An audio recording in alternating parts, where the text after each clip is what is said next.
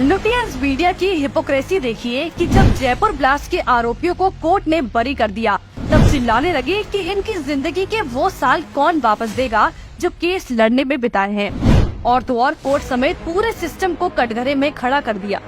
लेकिन आज जब कोर्ट ने 21 साल की लड़ाई लड़ने के बाद एक निर्दोष को छोड़ दिया, तो हैरानी जता रहे हैं। साल 2002 में गुजरात की तत्कालीन मोदी सरकार को कटघरे में खड़ा करने के लिए उनकी सरकार में मंत्री रही माया कोडनानी के ऊपर नरोदा ग्राम दंगे में शामिल होने का झूठा इल्जाम लगाया गया और कहा गया कि वो दंगे को लीड कर रही थी। माया कोडनानी पर दंगों का झूठा साया। माया कोडनानी पर आरोपों की कहानी पूरी फिल्मी है। साल 2002 में दंगा होता है, लेकिन साजिशन माया कोडनानी का नाम इस पूरे मसले पर 2008 में जुड़ जाता है। कपिल सिब्बल और उनकी टीम कोर्ट के अंदर माया कोडनानी को दंगे में आरोपी बनाने के लिए लड़ रही थी और बाहर यूपीए सरकार की करीबी तीसरा सीतलवाड़ इस पूरे मामले में झूठे गवाह तैयार करने में लगी थी। तीसरा सीतलवाड़ के NGO citizen for justice and peace ने गवाहों को भड़काया और माया को फंसाने के लिए झूठे हलफनामे दायर करवाए। लेकिन कोर्ट की कार्रवाई के दौरान ये तथ्य सामने आया कि इस पूरे मामले के दौरान माया कोडनानी तो नरोदा में थी ही नहीं, वो उस विधानसभा में मौजूद थी। सोचिए, निर्दोष होते हुए कांग्रेसी तुष्टीकरण गैंग की वजह से एक महिला की जिंदगी 21 साल बिगड़ गई कोर्ट के चक्कर लगाते लगाते। लेकिन लिबरल इकोसिस्टम को इस पर कोई पीड़ा नहीं हुई।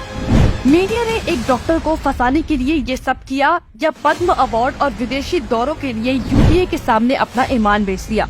लिबरल गैंग का मोदी सरकार पर वॉर यही खत्म नहीं हुआ। तत्कालीन मोदी सरकार में गृह मंत्री अमित शाह को भी एक फेक एनकाउंटर केस में फंसाने की साजिश की गयी। अमित शाह को तड़ीपार का टैग। यूपीए सरकार के कार्यकाल के दौरान पी चिदम्बरम देश के गृह मंत्री थे। यूपीए सरकार ने सोहराबुद्दीन शेख एनकाउंटर मामले में साजिशन अमित शाह पर कार्रवाई करते हुए 25 जुलाई 2010 को जेल में डाल दिया। तुष्टीकरण की राजनीति के लिए कांग्रेस ने अमित शाह को उनके ही गुजरात से तड़ीपार करवा दिया था।